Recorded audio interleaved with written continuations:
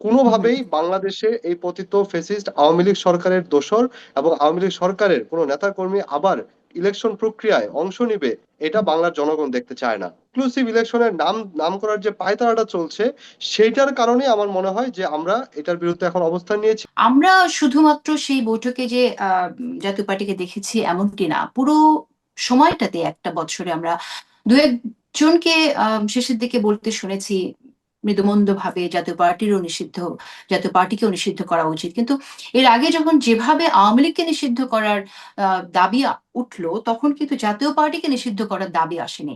এখন জাতীয় পার্টির দাবিটা, নিষিদ্ধ করার দাবিটা এত তুমুল ভাবে সামনে আসলো কেন? এটা কি শুধু এই কারণে যে আপা ফিরছে জাপার কাঁধে ভর করে, শুধু এই কারণেই? যদি তাই হয় তাহলে তো আপা অন্য কারো কাঁধে ভর করে আসতে পারে, তখন কি আবার সেই দলকে বন্ধ করা হবে, নিষিদ্ধ করা হবে কিনা? না দেখুন, শুধুমাত্র আমরা যদি বলি যে আপা আসবে জাপার কাঁধে ভর করে, এই কারণেই নয়। আমরা যদি দেখি 2013 সালের 14 সালের যে ইলেকশন, সেই ইলেকশনকে বৈধতা দিয়েছিল কিন্তু এই জাতীয় পার্টি। এবং সেই জাতীয় পার্টি কিন্তু বাইরের একটি দেশের একদম সরাসরি হস্তক্ষেপে তারা কিন্তু এই একটি ইলেকশনের দিকে জাতিকে নিয়ে গিয়েছিল। এবং তার ফলশ্রুতিতেই কিন্তু আওয়ামী লীগ যে ফেসিস্ট হয়ে উঠলো, সেই ফেসিস্ট হয়ে ওঠার পিছনে সবচেয়ে বড় ভূমিকা রেখেছিল জাতীয় পার্টি। এবং শুধু তাই নয়, জাতীয় পার্টি কিন্তু সেই সরকারে তারা মন্ত্রীও হয়েছে। তারা তো সংসদ সদস্য ছিলই, তারা মন্ত্রীও হয়েছে অনেকেই কিন্তু সেই সময়টাতে। এরপর আমরা দেখতে পেলাম যে বারবার তাদেরকে বিরোধী দল করে, গৃহপালিত বিরোধী দলের মতন করে বানিয়ে একটি ইলেকশনের নাম করে জাতির সাথে তামাশা, সেটাও কিন্তু আমরা দেখতে পেয়েছি। তো এবং এই যে বিগত 15-16 বছরে জাতির উপরে যে নির্যাতন, যে গুম খুনের যে তাণ্ডব লীলা আমরা দেখেছি, সেটার পেছনে কিন্তু জাতীয় পার্টির অবদান আছে। এবং আমরা এই কারণে এখানে মনে আরো করি আরো যে অনেকেরই অবদান আছে, এখানে তো ইসলামী আন্দোলনেরও অবদান আছে, তাই না? তারাও সাপোর্ট দিয়ে গেছে, নির্বাচনে গেছে। তো সেই যেভাবে জায়গা থেকে যেভাবে জাতীয় পার্টি সাপোর্ট দিয়েছে, যেভাবে আমি যেটা বললাম যে আপনার 2013 সালের ইলেকশনে এগ্রি, তারা যেখানে এগ্রি, সব এগ্রি, দল। এগ্রি।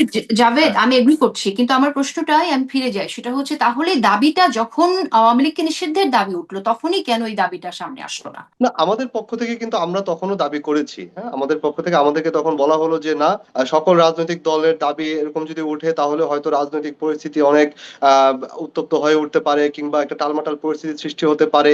বারবার একটি যে জুজুর ভয় দেখানো, সেটি যখন বলা হলো, সেই অবস্থা থেকে কিন্তু সেটি তখন আওয়ামী লীগ নিষিদ্ধের দিকে গিয়েছে।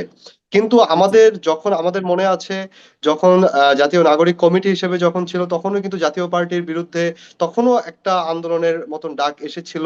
কিন্তু তখনও একটি বিদেশি শক্তির হস্তক্ষেপে, কিংবা দেশের ভিতরেই কিছু অংশ তারা চাইছিল না, তারা জাতীয় পার্টিকে হয়তো রক্ষা করার মাধ্যমে এই পতিত স্বৈরাচার সরকারের বিভিন্ন মানুষকে আসলে রক্ষা করারই একটা প্ল্যান তারা তখন থেকেই করছিল। এবং সেই প্ল্যানেরই ধারাবাহিকতা হিসেবে এবং সেই প্ল্যানের অংশ হিসেবেই আমরা দেখতে পাচ্ছি যে এখন নানান ধরনের রিউমার কিন্তু ছড়ানো হচ্ছে এদের মাধ্যমেই। এবং এই বিভিন্ন ভাবে রিফাইন্ড আওয়ামী লীগের যে কনসেপ্ট, সেই কনসেপ্টটাও কিন্তু জাতীয় পার্টিকে কেন্দ্র করেই সামনের নির্বাচনে জাতীয় পার্টিকে অংশ নিতে হবে এবং জাতীয় পার্টির মাধ্যমে এই বিভিন্ন আওয়ামী লীগের বিভিন্ন লোকজনকে ইলেকশনে নিয়ে আসা হবে। সেই ইলেকশনটাকে একটা ইনক্লুসিভ ইলেকশনের নাম করার যে পায়তারাটা চলছে, সেইটার কারণে আমার মনে হয় যে আমরা এটার বিরুদ্ধে এখন অবস্থান নিয়েছি। এবং আমরা এই কারণেই বলছি যে জাতীয় পার্টিরও এখন বিরুদ্ধে ব্যবস্থা নেওয়ার সময় এসেছে। কোনোভাবেই বাংলাদেশে এই পতিত ফ্যাসিস্ট আওয়ামী লীগ সরকারের দোসর এবং আওয়ামী লীগ সরকারের কোনো নেতাকর্মী আবার ইলেকশন প্রক্রিয়ায় অংশ নিবে, এটা বাংলার জনগণ দেখতে চায় না।